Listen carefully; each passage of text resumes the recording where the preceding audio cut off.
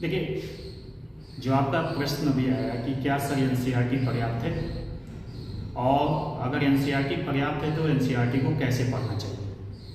तो देखिए, अभी तक अगर आप 4-5 साल का या नीट का पेपर देखेंगे तो आपको ये ट्रेंड लगेगा कि ज़्यादातर क्वेश्चन, लगभग 98% क्वेश्चन सीधे सीधे एनसीईआरटी से पूछे गए।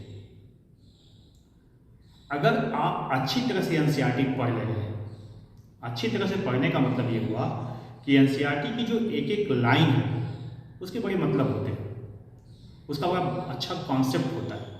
उस कॉन्सेप्ट को अगर आप समझ जाए तो एनसीईआरटी पर्याप्त है। दूसरी चीज़ सबसे महत्वपूर्ण ये होती है कि आप एनसीईआरटी को पढ़ने के साथ साथ प्रैक्टिस करिए, क्योंकि अगर आप प्रैक्टिस पेपर से प्रैक्टिस नहीं करते हैं तो कोई फ़ायदा नहीं है।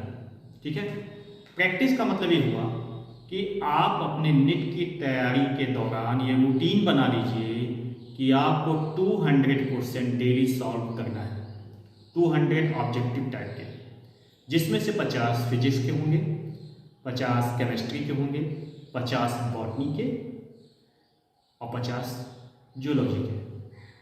अगर ये आप डेली करते हैं तो आपकी मंजिल नज़दीक है। ठीक है, डेली आपको प्रैक्टिस करना है। साथ में एनसीईआरटी को एकदम चार्ट डालिए। मेरा कहने का मतलब ये है कि एनसीईआरटी की एक एक लाइन आपके रगों में, आपके ब्लड में घुल जानी चाहिए, फ्लो करनी चाहिए। ठीक है, बहनी चाहिए। दूसरी चीज़ ये कि एनसीईआरटी को कैसे पढ़ें। जितनी बार पढ़ेंगे उतना ही फायदा मिलेगा। पहली बार पढ़ेंगे तो आपको कुछ कॉन्सेप्ट क्लियर होगा, दूसरी बार पढ़ेंगे तो वही कॉन्सेप्ट आपको और ज़्यादा क्लियर हो जाएगा, तीसरी बार पढ़ेंगे तो और ज़्यादा कॉन्सेप्ट क्लियर हो जाएगा।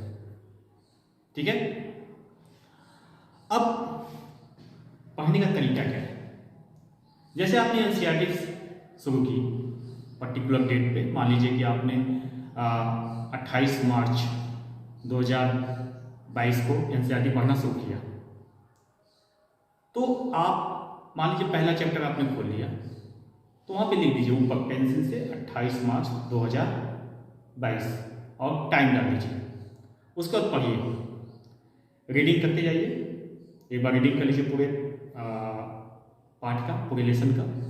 उसके बाद दोबारा उसमें आप देखिए क्या क्या आप अंडरलाइन कर सकते हैं, कौन कौन से पॉइंट ऐसे हैं जो इंपॉर्टेंट आपको लग रहे हैं, आपके हिसाब से इंपॉर्टेंट लग रहे हैं, उसको अंडरलाइन कर लीजिए या हाईलाइटर से उसको मार्क कर लीजिए। ऐसे करते करते आप चलिए, और साथ में ही जब अगर वो चैप्टर जब खत्म हो रहा है तो उससे रिलेटेड आप ऑब्जेक्टिव सॉल्व कीजिए। जो मैंने बताया कि 50 बायोलॉजी के क्वेश्चन, बॉटनी और जूलॉजी के डेली आपको सॉल्व करनी है। ठीक है, तो वही आपके इस कोटा में ये आ जाएगा, 50-50 100 में कोटे में ये भी शामिल रहेगा। तो आप उस चैप्टर से रिलेटेड आप ऑब्जेक्टिव सॉल्व कीजिए। दोबारा अगर आपको दिक्कत हो गई तो फिर से एनसीईआरटी पढ़िए उसी चैप्टर को। ठीक है, फिर देखिए आपको क्या क्या क्लियर हो रहा है। तो इस तरह से आप करते करते चैप्टर खत्म करते जाइए, लास्ट में जाइए। ठीक है, एक बार ऑब्जेक्टिव सॉल्व कर डालिए, साथ ही साथ दोबारा फिर से आप एनसीईआरटी शुरू कर रहे हैं। मान लीजिए आपने 3 महीने में एनसीईआरटी पूरी खत्म कर दी। ठीक है, 3 महीने बाद आपका डेट आता है अप्रैल मई जून आता है, जून। ठीक है, आपने जून को टारगेट रखा था कि 28 जून को मैं कंप्लीट कर दूंगा। मान लीजिए 28 जून को खत्म हो जाता है, आप टारगेट में अपने सफल होते हैं। तो फिर जब पहला चैप्टर आप शुरू कर रहे हैं तो जहाँ पे आपने 28 मार्च लिखा था 2022, उसके नीचे लिखिए 28 जून 2022, मतलब आप सेकेंड राउंड शुरू कर रहे हैं। पहला राउंड खत्म हो गया था, सेकेंड राउंड, फिर सेम प्रोसेस को दोहराइए। तो एनसीईआरटी कम से कम 5 बार तो पढ़ी डालिए, सारे सब्जेक्ट की मैं बात कर रहा हूँ, फिजिक्स, केमिस्ट्री और बायोलॉजी की। फिर उसके बाद देखिए, हाँ, जो मैंने बताया कि 200 क्वेश्चन आपको सॉल्व करना ही करना है। अगर डेली आप 200 क्वेश्चन सॉल्व करेंगे तो आपकी मंजिल नज़दीक होगी। अब टाइम कितना लगता है इसमें कसब करने में, आपको सारी जो मैंने आपको प्रोसेस बताया कि चैप्टर पढ़ा उसके बाद आप ये आप अपने हिसाब से मैनेज कीजिए। ठीक है, और ऑब्जेक्टिव तो तमाम आपको मिल जाएगा। मेरे वहाँ जाइए, आप मेरे टेलीग्राम चैनल पे तमाम तक हर चैप्टर वाइज आपको ऑब्जेक्टिव मिल जाएंगे, वहाँ पे आप लीजिए वहाँ से। वहाँ से आप PDF फाइल डाउनलोड कर लीजिए, मेरे सारे नोट्स की PDF फाइल वहाँ पड़े हुए हैं, ठीक है। और भी जब तमाम जगह से आपको मिल जाएंगे, बड़े बड़े कोचिंग इंस्टीट्यूट हैं उनके आपको क्वेश्चन बैंक मिल जाएंगे, आप उससे कीजिए। लेकिन 200 क्वेश्चन डेली आपको सॉल्व करना है, ठीक है।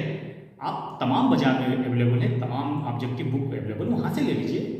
कोई पर्टिकुलर मैं नाम नहीं बताऊँगा, सारी किताबें अच्छी होती हैं, ठीक है, सभी किताबें अच्छी होती हैं। लेकिन ये है कि एक किताब को आप 10 बार पढ़िए, 10 किताब को एक बार मत पढ़िए, ठीक है। ये अपने लाइफ का फंडा बना लीजिए। जिस किताब को आप पढ़ रहे हैं उसी किताब को सेलेक्ट कीजिए और उसको 10 बार पढ़ लीजिए।